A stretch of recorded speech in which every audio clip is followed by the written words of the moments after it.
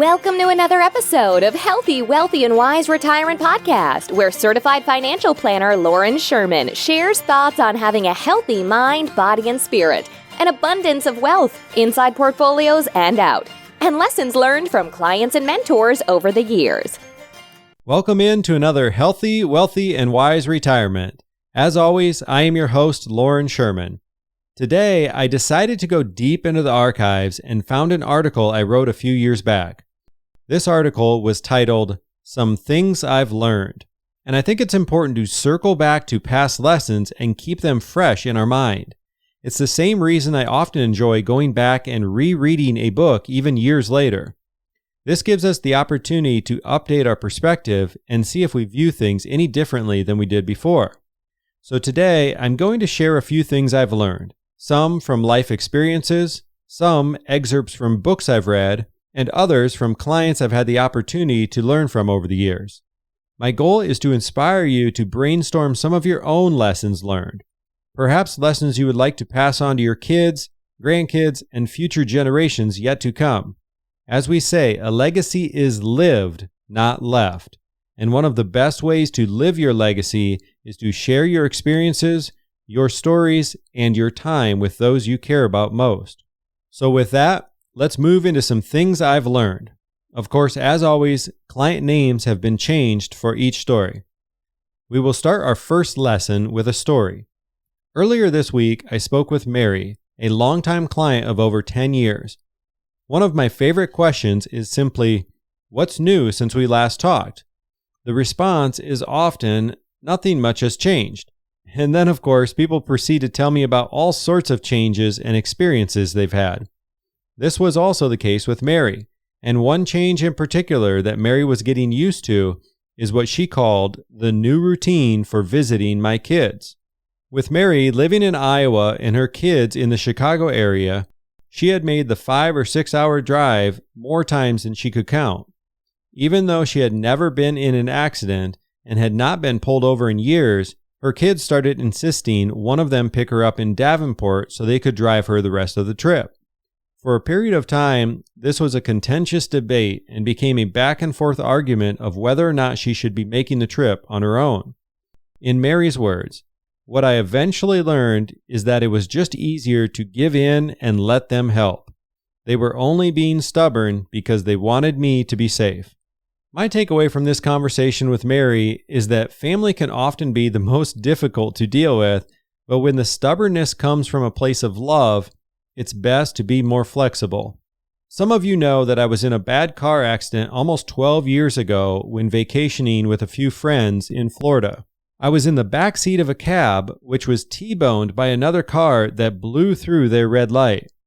I had a collapsed lung, a broken wrist, a broken collarbone, and 12 broken ribs. At the time, I didn't even know a person had that many ribs to break. With a recovery that felt slow at the time and a long road of physical therapy and training to get my strength back, I learned to be patient. Even more so, I learned to put things in perspective and be grateful, particularly for my health, but also so much more. Many of you have perhaps learned similar lessons if you've been through a traumatic health scare or life event that really shook you. But what I've learned more than anything is that the patience, perspective, and the feeling of being grateful for the little things, these can all fade over time. I think it is important to look back on our experiences and revisit the lessons we've learned. For me, even talking right now about this car accident that happened 12 years ago, this puts me right back in that mindset of gratitude for how everything eventually turned out. Many years ago, I read a statement that stuck with me. I don't remember the exact phrasing, but it was something along the lines of, "If you want to learn about what has really made someone who they are today, don't ask about all of their accomplishments and the things that have gone well. Instead, ask about the hardships they've been through and what they learned as they overcame these challenges." I suppose to sum up, I would call this the lesson of reflection. Moving into our second lesson, let's call this one, "Wake up early and start your day." I'll never forget years ago when I was talking with John, who has since then become a client, but at the time, we didn't know each other very well. We were trying to find a time to review his retirement plan, so I naturally asked when he would like to meet. This is back when I would still have in-home appointments, so I would travel around Iowa quite a bit. Without hesitation, he responded, 7 o'clock, I'll put a pot of coffee on. His motto was, you won't have a full day unless you start early. At first, I truly thought he was just testing me and putting me through the ringer. But as we have continued to meet over the years, he always chooses my earliest available time. While I no longer have work meetings quite that early, I've learned that as hard as it is sometimes to drag myself out of bed in the morning, I always feel better about the day when I get an early start. So once again, the takeaway from lesson number 2 is simply to wake up and start your day. Moving into a few quotes that have been on my radar lately for some quick hitting lessons. So lesson number 3 we'll call Courage and Adventure. Adventure is worthwhile in itself. Courage is the price that life exacts for granting peace. Both of these are quotes from aviation pioneer Amelia Earhart. So my takeaways from this, I've learned that arriving at the destination itself or finally achieving your goal is sometimes not as fulfilling as the actual journey to get there. I think with a little more courage, we'd all have more adventure. And as far as courage being the price for granting peace, to me, this relates to the saying that if you don't stand for something, you will fall for anything, as we have to stand up for what we believe in, however unpopular it may be. A couple of quotes from Martin Luther King Jr. Injustice anywhere is a threat to justice everywhere. I have decided to stick with love. Hate is too great a burden to bear. Martin Luther's words stand the test of time because it will always be the right thing to stick up for others who don't have a voice and to fight for those being oppressed. I think it's also an important lesson to keep a message of love for so many reasons, one being that hate will actually do more harm to yourself than it will anyone else. Let's keep it going with another quick lesson.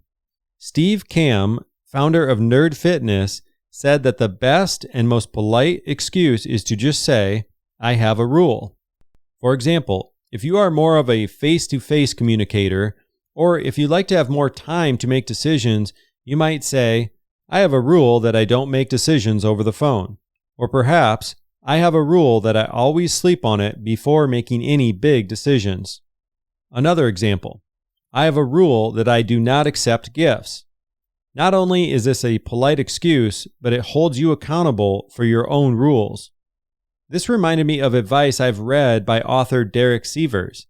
He says it should either be a no or an emphatic yes. If you're not excited about saying yes, then you probably shouldn't be spending time on whatever that thing is. Of course, we don't always have the luxury of saying no to everything that we don't want to do, but the point is, being intentional about what we do commit to and setting our own rules can help. This will be a little bit of a shorter episode as we close out with a few quotes from best-selling author and business owner Seth Godin. The only thing worse than starting something and failing is not starting something. Plans are great, but missions are better. Missions survive when plans fail, and plans almost always fail. And last, if failure is not an option, then neither is success. Seth teaches that failure should be viewed as the stepping stone to success, and therefore are not really failures at all. He also teaches that if failing is not even in the range of outcomes, then you are playing it too safe and you're not giving yourself the opportunity for big successes.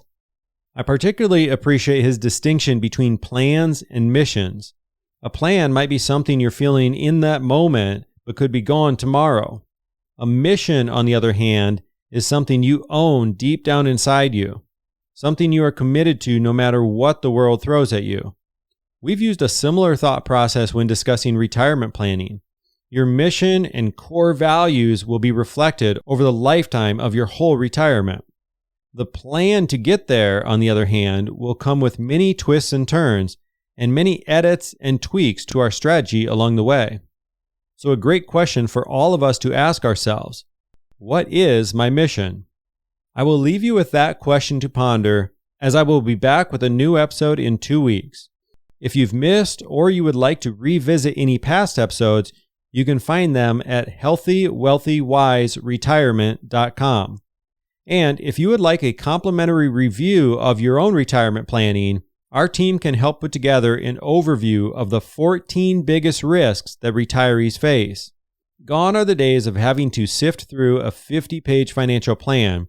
So instead, this is a one-page, color-coordinated report called Retirement Risks Analysis. It will help you identify your plan's strengths and weaknesses, and it's yours to keep whether you decide to work with our firm or not. Feel free to email me directly, or for the easiest way to get started, you can take a 2-minute questionnaire that is linked in the show notes titled Share More and Get in Touch. Be well, and we will connect again soon.